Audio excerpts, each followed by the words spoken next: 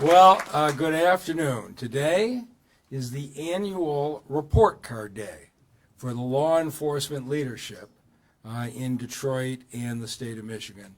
And I'm really pleased to say it was a remarkable year in 2023.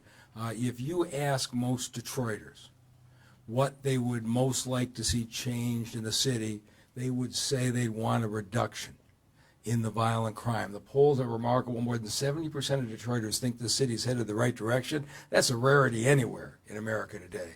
But you have one tragedy with a member of your family, and it wipes out all the good that's happening in the city. We look at the numbers this year, 57 fewer homicides than the year before. That's not a statistic. That's 57 human beings who are safe. 151 fewer shootings in Detroit in 2023, and the carjacking numbers are nothing short of remarkable. We had 3 carjackings a week in this city. As recently as 2015, when we started Project Greenlight, there were 10 a week. We have a ways to go, but what the folks you're going to hear from today have accomplished is remarkable. And across America, you're seeing violent crime coming down off of the COVID peaks.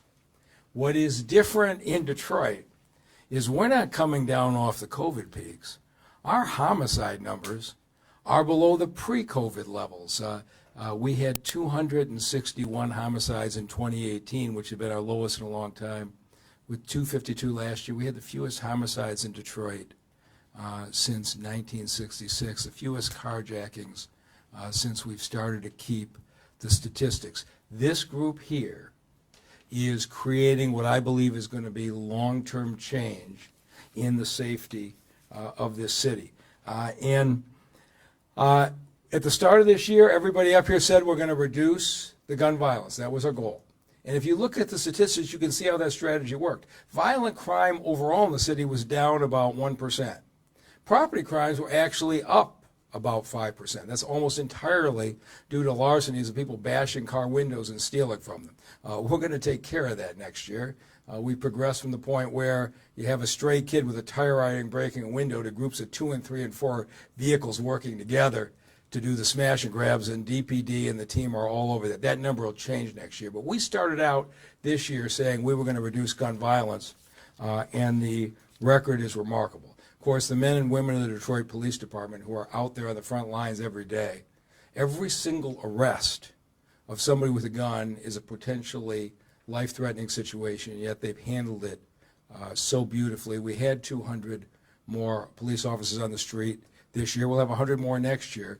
But it's one thing to get more officers. It's another thing to have a department that deploys those officers in a way that reduces the gun violence. And that's what Chief White and DPD have done. We've been enormously fortunate to have Dawn Eisen as the U.S. Attorney. U.S. attorneys across this country have a primary mission, as most of them feel, in fighting white-collar crime and corruption. The most aggressive U.S. attorney in America at taking on gun violence is our U.S. attorney. I've been in the room when Attorney General Merrick Garland cited the leadership she's taken. She's taken that gun violence as a personal mission, and it has absolutely made a difference in the city of Detroit's numbers. And when we knew the court system, the county justice system wasn't working, it was County Executive Warren Evans, and I'm glad Brian Reinhardt's here today, who said we're going to make the system work again. Got raises for the prosecutors, got raises for the sheriff, got resources to the courts. Prosecutor, sheriff did a great job. And I know I shouldn't single anybody out, but I got to tell you, Judge Patricia Frizard, at the head of the circuit court, you had not that long ago 4,000 gun cases backlogged, which means 4,000 people accused of a felony had been arrested, had been charged, and were on the street 2 and 3 years awaiting trial. And when those 4,000 people were on the street with guns after they'd been arrested, a whole lot of other young folks who I've talked to said, I didn't want to carry a gun. But with all the others who are still out here, I felt like I had to for my safety. And that became a cycle that fed on itself, that every interaction turned into a fight between 2 people who were carrying. But when you look at what the judges at Third Circuit and the judges at 36th District Court have done in reducing that docket, we've got the system working again. And to our state police partners, our other federal partners, our community partners, they've all been great. We know what we got to do in 2024. A lot of cities in this country have seen their crime rates go up and down. What we have to do is prove in 2024 we can lower it again. And we're just getting started on things like the Community Violence Initiative and in a number of other programs, that what we want to do is build on the success and bring the violence down again next year. That's what we're going to set out to do. And Chief White is already rolling out the plans for 2024. We're putting more police officers on the street. We've got more prevention initiatives than we've ever seen.